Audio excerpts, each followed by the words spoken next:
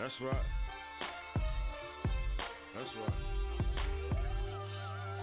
I shine like a diamond from Sierra Leone. On some different type of shit you suckers never be on. They follow me around the town whenever we home. Trying to stop a nigga grind cause they know we on.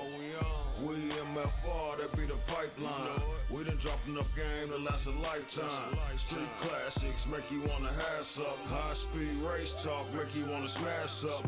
Rolling tough, I'm a blue diamond in the rough. Shining hard on them and I'm still uncut. You can lose your arms for trying to touch a nigga. 150 CDs, now who fuckin' with us? And we ain't never had a Leo coin. These niggas full of shit, they need to clean their code. That's right. We the underground kings, let's get it clear to you. Want the underground sound, we gotta hear. I'm about to ride with the homie Selsky, smoking tarantulas in the L430 spider rolling tarantulas.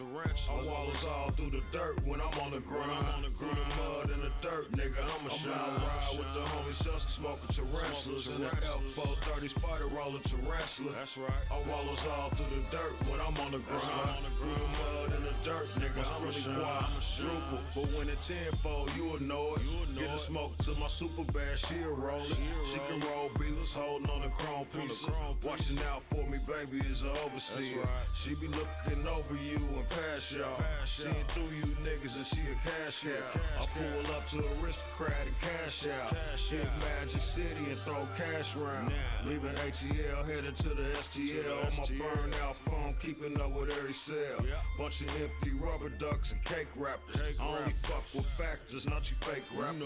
Cause it ain't fair, real niggas ain't here. Either dead or doing time for standing up for what's real. Why these douchebags fake it till you make it though? Before I ever seen a mic, I was out making dough. Ride with the homie Selsky, smoking tarantulas in the L430 spider roll. Okay, right now I'm gonna knock down the edges. So right now these edges are very definitive, very noticeable.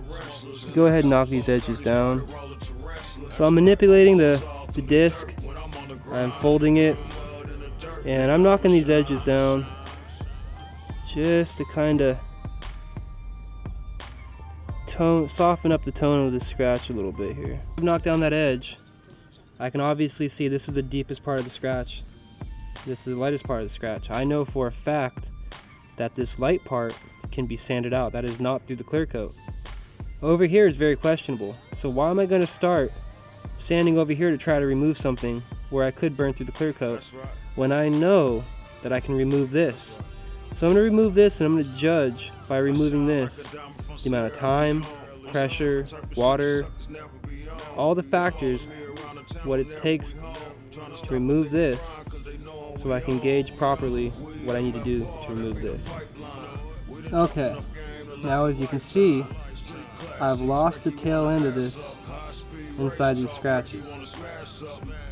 That's what you want. So now I know how long it took to remove that depth. The tail is gone.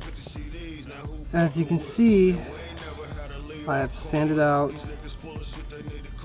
90% of the scratch. It is gone. It's been leveled.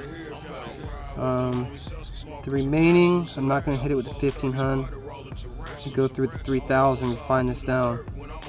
Okay, so I hit it with a 3000, and as you can see, there's a lot bigger of a sanding marks. So I like to blend in my work, so I kind of blended it. I noticed a little scratch over here, kind of handled it real quick. So as you can see, I know my limits, but you cannot see the scratch in there. The scratch has been leveled. It has been taken out. So now we gotta level this with some fluid with the machine and start refining this finish back to its normal gloss. I know it looks scary, but it's another day. Okay, here we have a nice, fresh, clean pad. Now, you want to prime your pad, and the best way to explain priming is before you brush your teeth. It's common knowledge, even kids do it. You run the toothbrush under water, and that primes the toothbrush. So you're not taking dry bristles right up against your gums, right up against your teeth. You prime it. Now, what I like to do is I always wash all my pads the night before, any type of detail, and I just let them spin dry in the washer, and that's it. So they already have a nice little moisture to them. But this one seemed to dry it out, so I'm literally just going to take the tiniest bit of moisture here on my fingers, a little bit of water here, just enough to go through the fibers of the microfiber pad, just to kind of get a little moisture in there. A little goes a long ways, so don't overdo it. And I'm going to put my leveling fluid down on here, and I'm going to knock out that disgusting mark right there in the paint. Now you want to make sure that before you start using this polisher, that all of this leveling fluid is on every little fiber, so you want to work it in. Otherwise the pad is just going to be spinning on your paint, and it's not really going to be doing anything good for it. So you want to make sure that this product is inside all these fibers, but you want the fibers standing up. You don't want to clog the fibers, you don't want to put a crazy amount. If anything, you just want to keep hitting it with water, allow your polish to escape from the pad, therefore keeping it from getting clogged and refining the polish itself. So now that I have the pad primed, I am going to go to work on this panel. Start at low speed with high pressure, work my way up, and then work my way back down. You guys are seeing this in real time right now. Here it goes.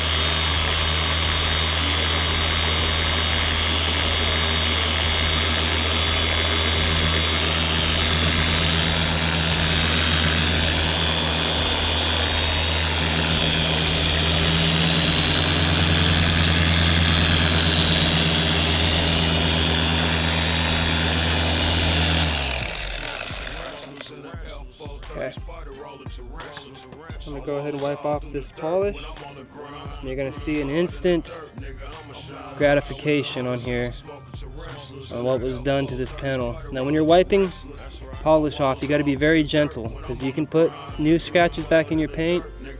You don't want that, so you don't want to work in reverse, guys. So just use a little bit of water here just to kind of knock off this fluid. It's flashing pretty quick out here in the heat. This is something I would not recommend, but I've done this a million times, so I know the nature of the beast I'm working with here. Get this little bit of polish off. Okay. I think I just gotta touch that one little speck up right there.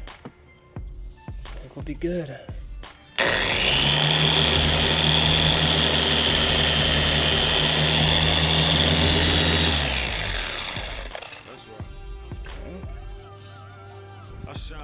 Polish off, just like that.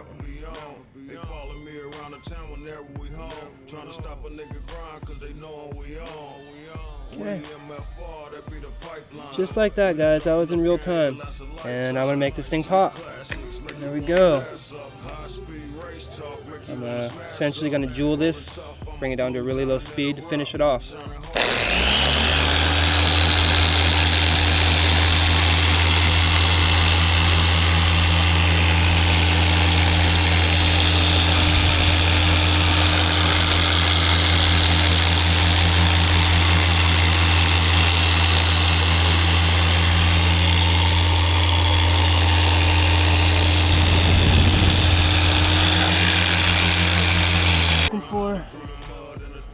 There's no scratch at all in this paint.